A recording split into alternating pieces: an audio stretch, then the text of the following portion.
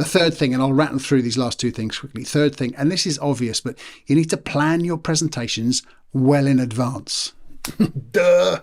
You do. If you start thinking about your Sunday service on the Wednesday before, it's highly unlikely you're ever going to create something with passion. It's highly unlikely you're going to create a remarkable purple cow star moment.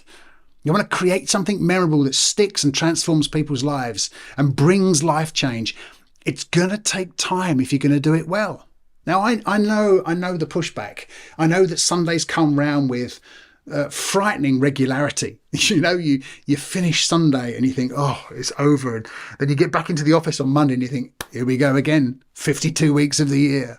It's tough, I know. But this is why planning in advance is so important. Why? Number one, it'll make your services better and you'll be prouder of them. And number two, it'll give you less stress when you're well planned. It'll give you more leadership margin because you're well planned, and it'll give you the opportunity to be more spontaneous, not less. I started to brainstorm with some friends. What's the benefit of planning well in advance? And we came up with 6 ideas. If this doesn't convince you to start planning more in advance, I don't know what will. Number 1, you'll have enough time to gather stories. Emotive stories are powerful in bringing passion back into your presentation. But if you're planning it Wednesday or Thursday before the Sunday, it's going to be very hard for you to find someone to tell their story, to rehearse with them, maybe even to film them. You'll have time to tell stories and gather them. You'll have time to hear from God.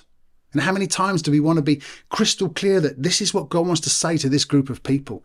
Well, if you're working 2 or 3 months out, you've got time to hear from God, to allow that to ruminate inside of you and to really let it become part of who you are. Thirdly, you'll have enough time to build the creative elements of the service. The graphics that go along with it, the stage design elements, the videos you might want to create. You have time to rehearse the songs cleanly and well. Fourth thing, you'll have enough time to build in next steps to keep people plugged in for the entire series. You might think to yourself, oh, it'd be so good if we could do a 30-day devotion with this series. Well, if you've planned enough time, you can do that. It'd be great if we had a book club with this series, or we had some meetups with this series. Well, if you plan in advance, you can do those things that keep people plugged in for the duration of the series. Fifth, you'll have enough time to plan promotional ideas to help people invite their friends. The number of times I hear pastors say, hey, we've got this great new series coming up. Invite your friends. And I always say, help me. Give me some stuff I can use. Give me a little video teaser. Give me an email template. I don't know, give me a flyer in my hand. Give me something that'll help me to invite my friends. And the final one, you'll have enough time to use the talents of your team, especially your volunteers. It's so important, this. If you want to use volunteers, you have to give them plenty of time to rehearse, plenty of time to get the creativity together and to get some feedback before they go on stage. So there are 6 really powerful reasons as to why I think if you're going to bring delight back into your services, you need to plan well in advance. How did I do it when I was responsible for services at our church?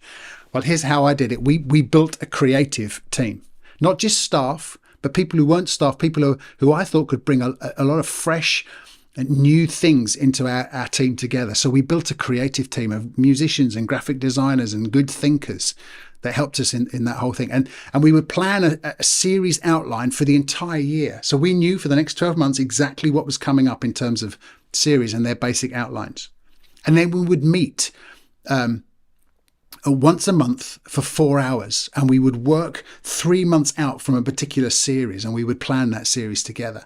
And then we would have a weekly check-in, a weekly 60-minute check-in where we would say, so this is what's coming up this Sunday. Everybody got all their elements in place. You were going to do this. You were going to do that. Anything we need to cut in or cut out. And then on the day, we would always have a 60-minute top and tail run through before the service began. I'm passionate about transitions. Transitions are what make a service fail or go well. Oftentimes the band finish a song and you're not sure who's coming up next, and someone says, oh, is it me? I don't know. Well, if you do a top and tail run through, not a rehearsal, it's not a time for the band to rehearse getting into the bridge and out into the chorus again. No. They should have done that on Tuesday night when they were rehearsing.